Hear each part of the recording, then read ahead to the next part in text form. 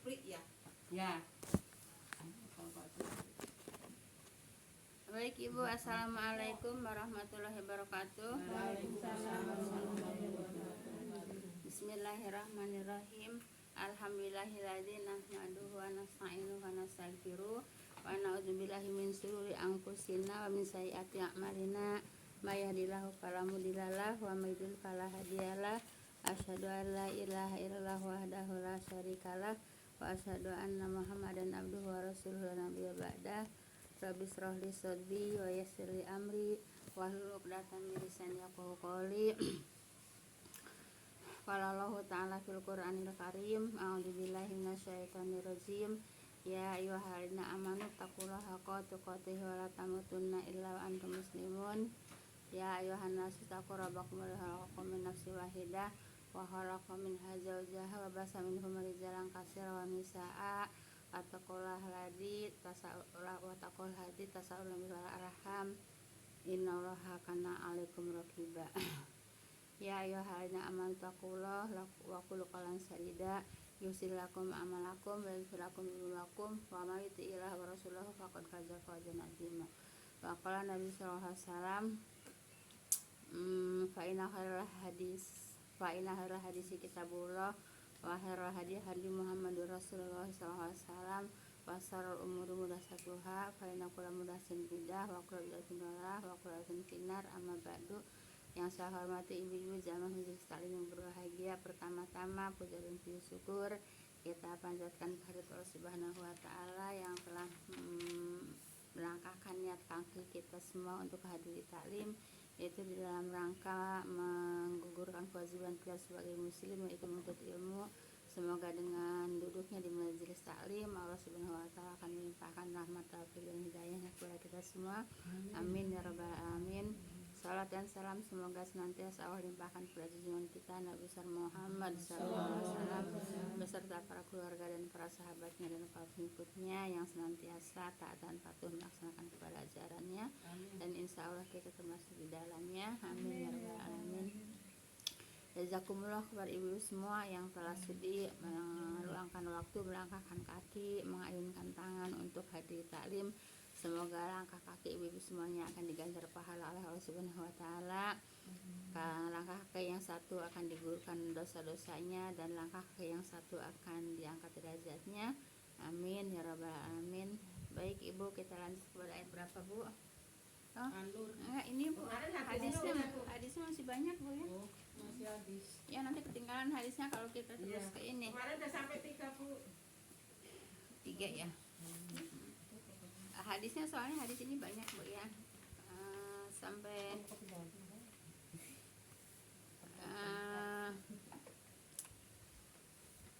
sampai 100 kali ya. Peganglah ajaranku udah Bu ya, belum? Udah itu Bu. Ya baik. Sampai itu. Sampai ini ya. Baik Ibu, kita lanjut Bu ya. Ibu, ini hadis Bu ya. Kata Nabi, Ibu, peganglah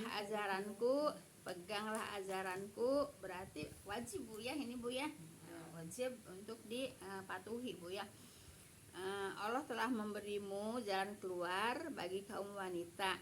Bila laki-laki dan perempuan lajang berzina, maka didera 100 kali dan diasingkan setahun. Bila laki-laki dan perempuan yang telah berkeluarga atau berkeluarga kemudian berzina Bu ya, maka keduanya didera 100 kali dan dirajam gitu Bu ya. Jadi dirajam juga, didera tidak juga Bu ya. Jelas Ibu ya? Udah tahu dirajam itu di apa Bu? Ibu sedadak terus ditimpukin sampai mati. Udah pinter sekarang. Kalau dirajam? Kalau dirajam Kalau didera disambuk terus diasingkan 1 tahun. ya apa? Dicambukin. Disambuk ya. Pakai rotan ya Bu? Nggak tahu. Pakai pecut. Pecut. Kan rotan pakai pecut ya. Di Arab nggak ada rotan. Ya Arab biar nggak ada rotan juga, kalau memang hukumnya bisa didatangin Ibu, apa-apa juga. Baik Ibu ya. Hadis yang mengampukan hukuman dera dan rajam bagi penzina muhson Bu ya. Penzina muhson itu penzina yang sudah yang sudah pernah menikah gitu ya. Nah, kemudian Nabi, sesungguhnya Allah telah memberimu jalan keluar bagi kaum wanita Bu ya. Disebutkan oleh beliau sebelum hukuman yang wanita yang berzina adalah dikurung di dalam rumah hingga mati. Sebelum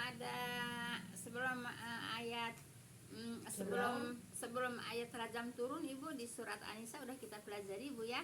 Yaitu dikurung sampai mati Bu ya, dikurung di dalam rumah sampai mati gitu ya. Nah, jadi kalau dikurung di rumah sampai mati itu nggak dikasih makan, nggak dikasih apa gitu Bu ya, sampai mati. Nah, kalau hukum rajam kan lebih berat hukum kurungan daripada lebih berat hukuman daripada hukum rajam. Sebab kalau hukum rajam begini Bu, kalau hukum kurungan kan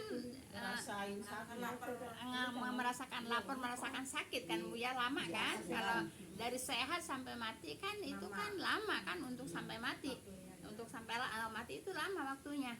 Tapi kalau hukum rajam, makanya Allah berpesan di dalam ayat sebelumnya, yaitu jangan merasa kasihan, jangan merasa iba, jangan merasa merasa takut menegakkan hukum Allah gitu kan. Nah, jadi menegakkan hukum Allah dengan merajam itu jangan merasa takut, jangan merasa iba, jangan merasa kasihan gitu Bu ya. Sebab gini Bu, kalau ada yang merasa kasihan, dia itu matinya akan lama. Tapi kalau umpamanya orang benar-benar terus nimpukin banyak, cepat mati kan. Jadi tidak merasakan, tidak terlalu tersiksa. Tapi kalau umpamanya orang merasa kasihan, merasa iba kan nanti nggak sempat mati kan gitu Bu ya, nggak cepat mati gitu. Makanya Allah mengatakan jangan merasa iba, jangan merasa kasihan, jangan merasa takut untuk melaksanakan hukum Allah ya. Paham Bu ya? Nah, seperti itu. Soalnya ya yang seperti itu yang terbaik ya Bu ya. Yang terbaik gitu Bu ya. Nah, udah nggak dapat hukuman lagi ya Bu ya. Iya. Jadi Ibu, kalau orang yang sudah mendapatkan hukuman Allah di dunia ya, nanti di akhirat tidak dapat dosa itu lagi, dosa yang mereka perbuat gitu ya. Pokoknya zina kemudian dirajam sampai mati. Nah, itu dosa zinanya udah hilang gitu ya. Dosa di jana udah habis, udah tidak disiksa lagi di akhirat. Sebab Allah tidak akan menyiksa hambanya dua kali. Kalau udah di dunia melaksanakan hukum Allah, di akhirat tidak akan disiksa dosa zinanya gitu. Nah, jadi lebih baik juga hukuman dunia daripada hukuman akhirat. Hukuman akhirat itu lebih pedih daripada hukuman dunia. Gitu. Lebih berat lagi gitu Bu ya. Jelas ya Bu ya. Baik. Jadi sebelum ayat rajam turun, yaitu yang zina itu dikurung dulu sampai mati Bu ya. Nah, itu adanya di surat An-Nisa ayat 15 Bu ya. Seperti itu. Itu lebih tersisa lagi gitu. Makanya turun hukum rajam gitu ya, supaya tidak tersiksa gitu. Kenapa Allah menurunkan hukum rajam dan harus ditegakkan? Itu adalah pelajaran Bu ya. Pelajaran untuk semua manusia Bu ya, peringatan pelajaran untuk semua manusia seperti gitu, supaya manusia itu jerak, tidak ada yang mau berzina. Itulah hukuman orang penzina gitu Bu ya. Berat enggak Bu? Berat Bu ya. Baik, kemudian hukuman yang ditegakkan di muka bumi lebih baik ya pada penduduknya gitu Bu ya, seperti itu. Jadi lebih baik dihukum Allah di dunia daripada di akhirat. Lebih baik dihukum di dunia daripada di akhirat. Di akhirat lebih apa Bu? Lebih pedih lagi ya, lebih pedih lagi daripada di dunia. Kalau di dunia hanya dirajam gitu ya sampai mati, tapi kalau di dunia kan, kalau di akhirat kan lama siksaannya seperti itu. Paham Bu ya? Baik, ini masih hadis juga Bu ya. Seorang laki-laki mukmin meminta izin kepada Rasulullah SAW untuk mengawini seorang wanita bernama Ummu Mahzul Bu ya, yang suka berzina gitu Bu ya. Nah seperti itu. Kemudian wanita itu menetapkan syarat bahwa wanita itu akan menafkahinya ya gitu ya. Kemudian ya, nah, orang itu meminta izin kepada Nabi SAW, kemudian atau menceritakannya persoalannya kan gini Bu ya.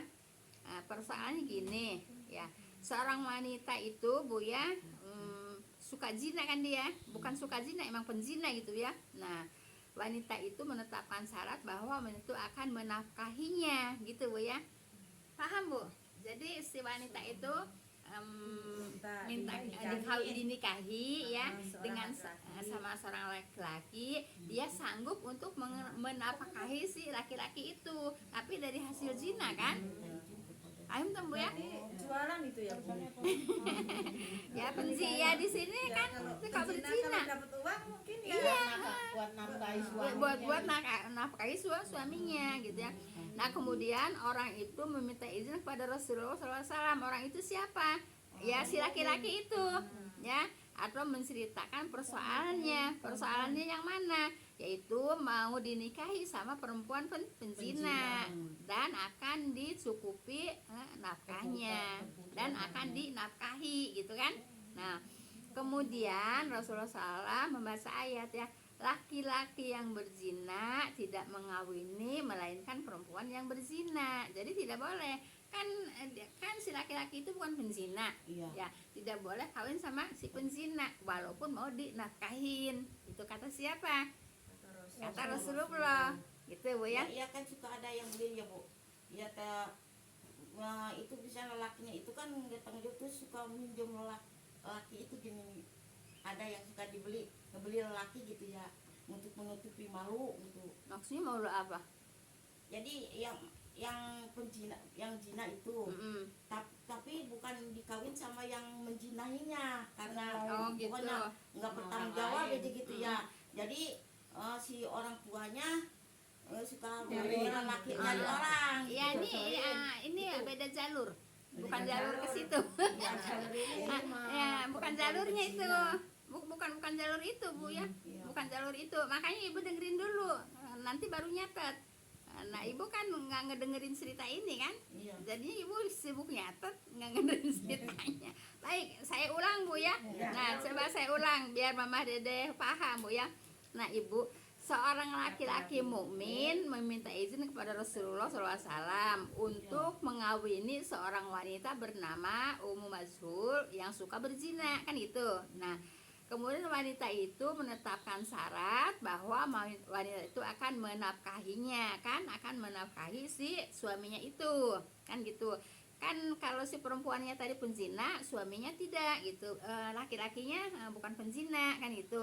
Kemudian orang itu meminta izin kepada Nabi SAW atau menceritakan persoalannya yang mana, yaitu mau dinikahi sama perempuan penzina si laki-laki itu kan gitu ya. Nah izin ya. Nah paham ya, dari sini paham ya? Iya paham. Ini mah abdi ngatos eta mana sok ayah gitu kajantenan dia anu kitu berdua eta istrinya teh zina, tapi si dinikahin teh si pembegetan teh ieu tentang ini yang pertanyaan Ibu Mama pertanyaan. Jadi apa sami sareng ieu gitu. Jadi si ibu teh misalnya untuk menutupi malu nya meser pembeget lain sanes penzina si pembeget bukan gitu. Ya gitu. Terus yang ditanyain apa? Apa sami sareng eta gitu ya persoalan. Enggak boleh. Enggak boleh. Enggak boleh, walaupun pinjam, walaupun cuma nutupi malu, enggak boleh Bu ya. Enggak boleh. Terus banyak yang kejadian begitu. Gimana Bu? Ibu paham? Ibu paham? Pada ketawa tuh. Pada ketawa. Emang mainan dipinjemin Bukan Ya Ibu berarti inget ya? Inget ya? Mama Lis juga inget ya? Ya inget. Udah meninggal. Iya. Ya udah kalau udah inget udah.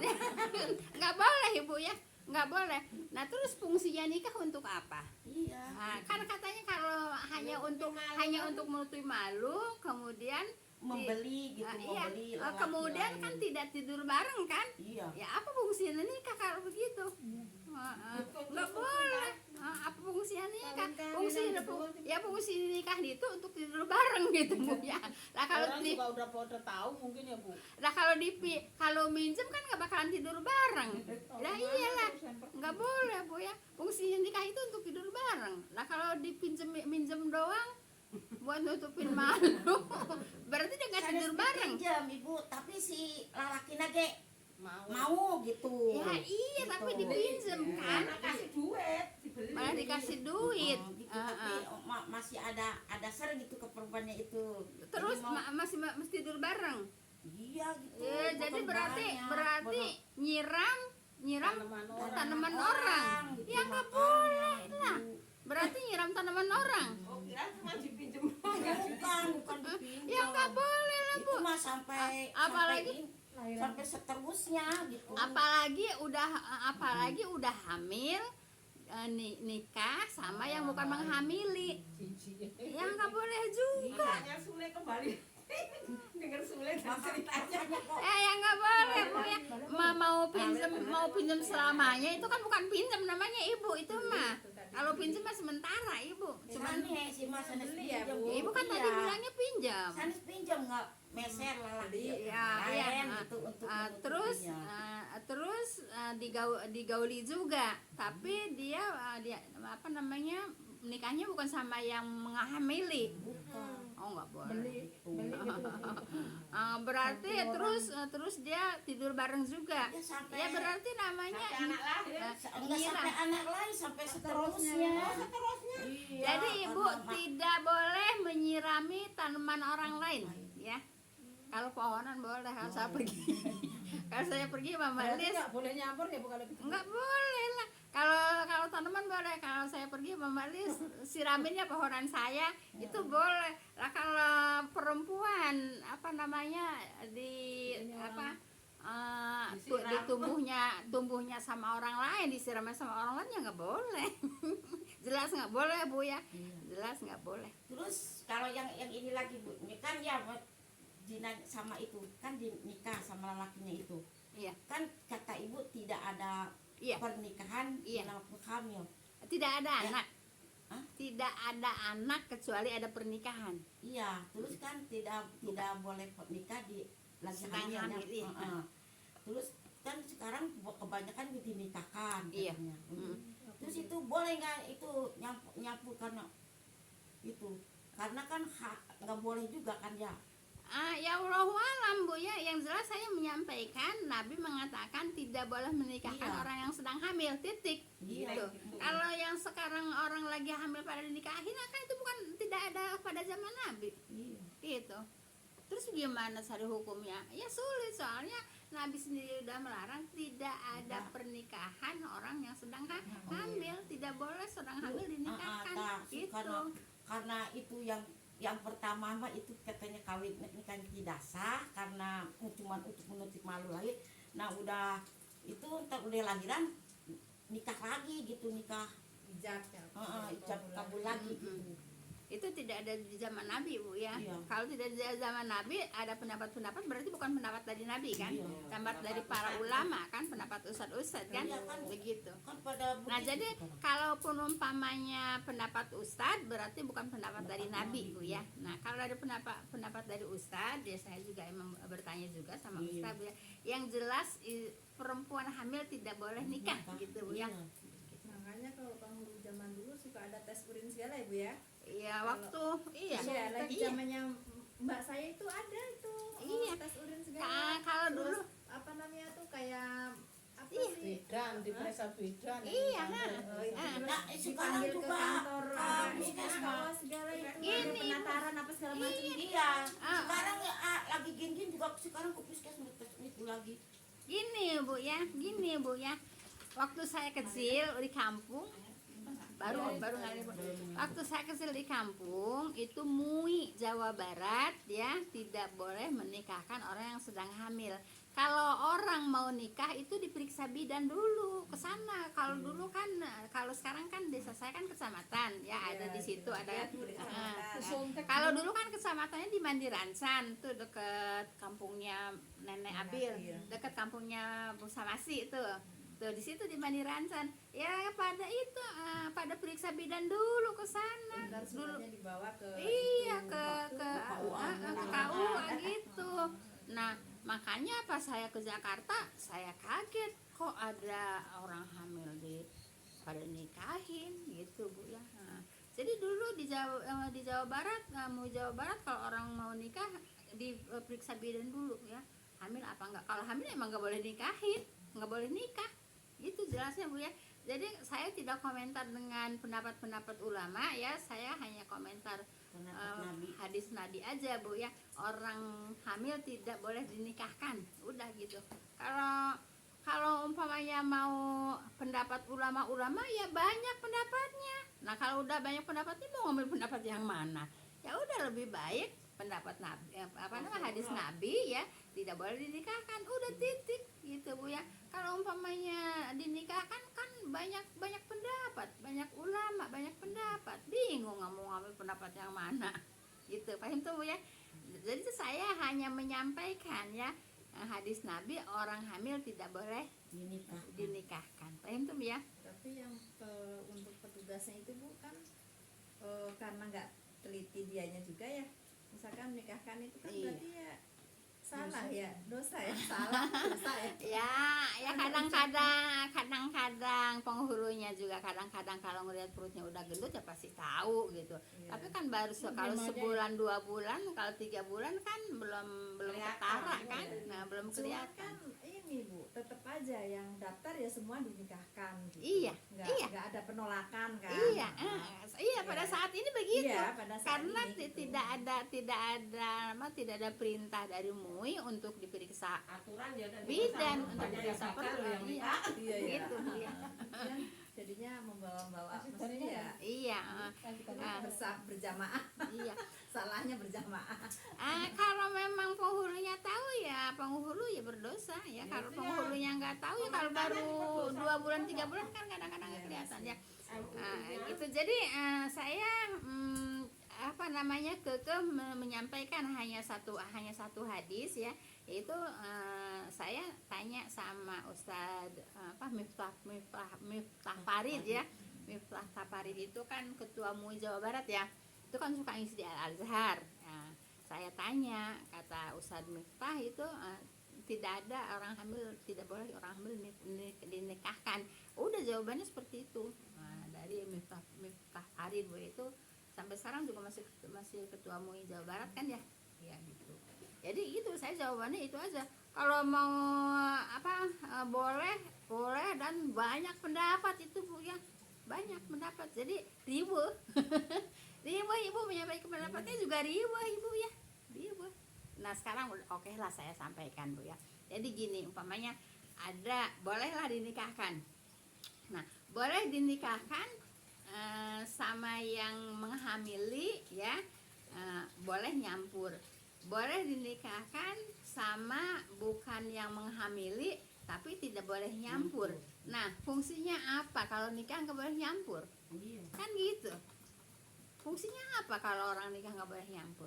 Kan gitu. Jadi ibu memang banyak pendapat kalau mau ngikutin pendapat. Tapi kalau mau ngikutin hadis Nabi ya udah nggak usah dinikahkan. Paham tuh Bu ya? Nunggu sampai lahir gitu.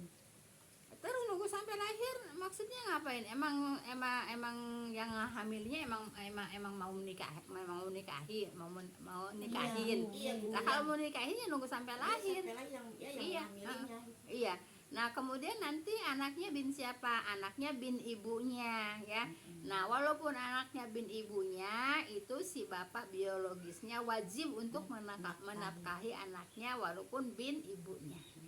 Tapi tidak ini ya dapat waris ya. Tidak ada ahli waris, tidak ada wali ya. Tidak ada ya. Tidak ada ya, tidak ada waris, tidak ada wali ya. Baik, kita lanjutkan hadis ini, Bu ya.